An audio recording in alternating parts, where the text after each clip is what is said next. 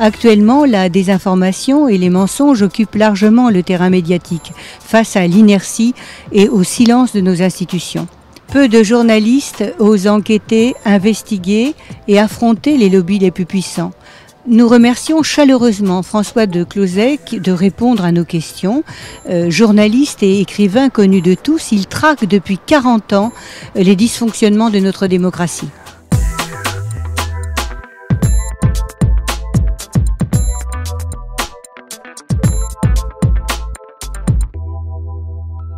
Monsieur François de Closec, bonjour.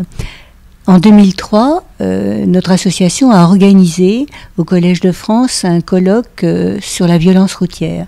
À cette occasion, vous nous avez raconté l'expérience que vous avez eue du lobby des alcooliers alors que vous étiez journaliste à l'Express. Vous l'avez d'ailleurs relaté dans votre livre « Le divorce français ». Votre témoignage est l'illustration même de ce que nous appelons le poids financier des lobbies sur les médias. Pouvez-vous nous en parler ?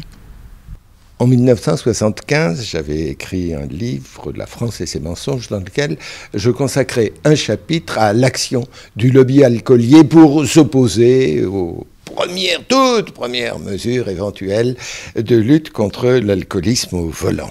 Et c'était un texte très polémique, très précis.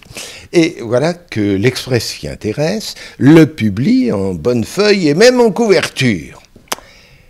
Et puis, j'apprends un peu après que circulait dans toutes les rédactions, auprès de tous les parlementaires, un texte anonyme qui reprenait mon chapitre, mais qui, dans la page d'en face, prétendait réfuter point par point tous mes arguments.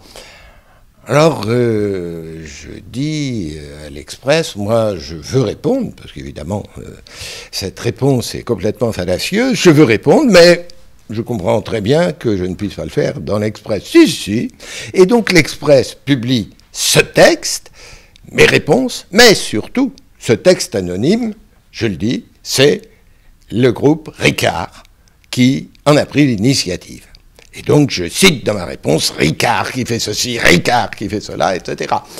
Et je veux dire, c'est des années plus tard, je vois le responsable de la publicité à l'Express qui vient vers moi et qui me dit « Je suis heureux de saluer le journaliste le plus cher de France ».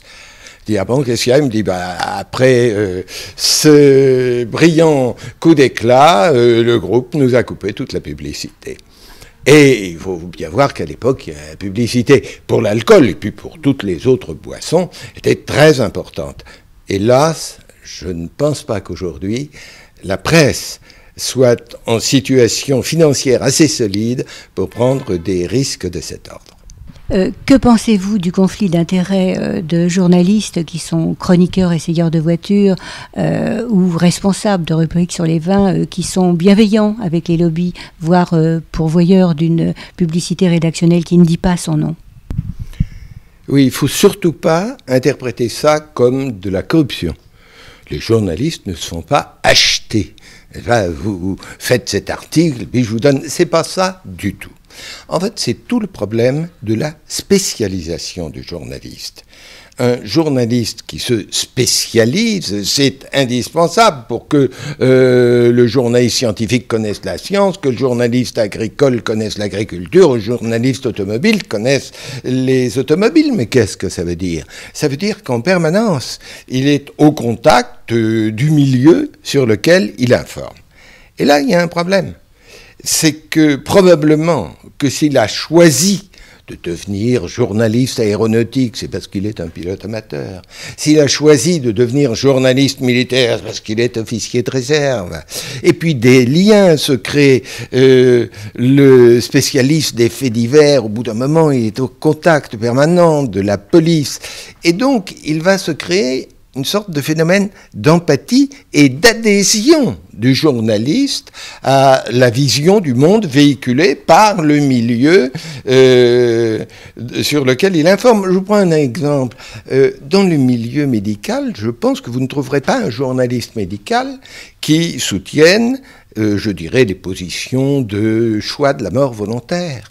parce que l'institution médicale est contre, et c'est pas parce que le journaliste a peur, c'est parce que il est dans ce milieu médical qu'il y adhère sans même s'en rendre compte. C'est même plus de la censure.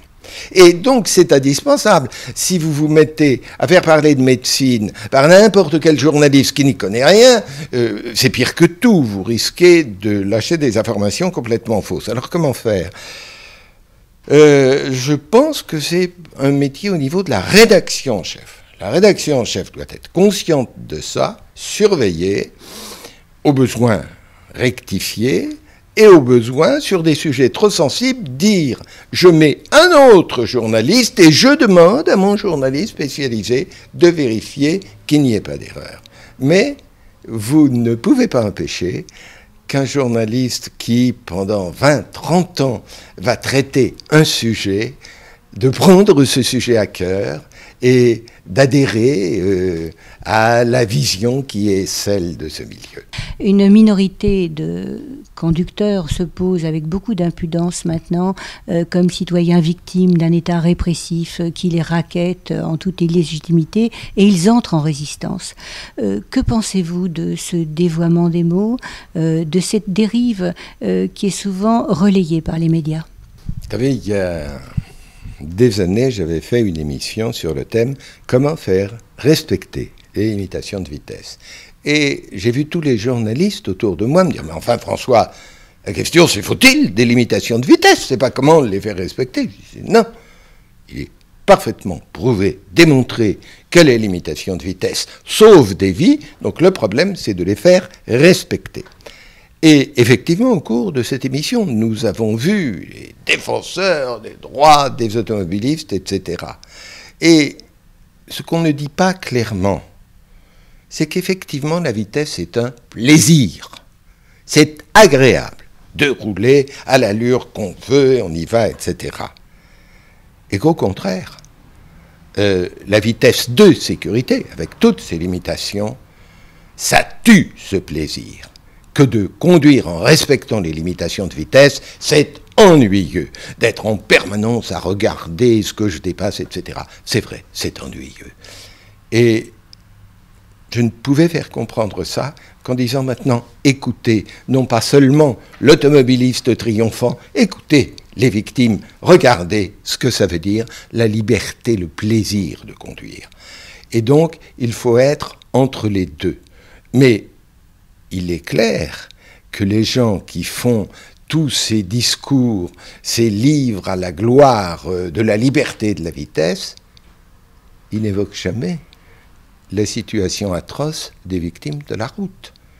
Tout de même, quand vous pensez aux dizaines, aux centaines de milliers de blessés que nous aurions eus si nous n'avions pas fait ces limitations de vitesse, si nous ne nous étions pas privés du plaisir de conduire, là, à ce moment-là, vous dites, bon, ça vaut la peine.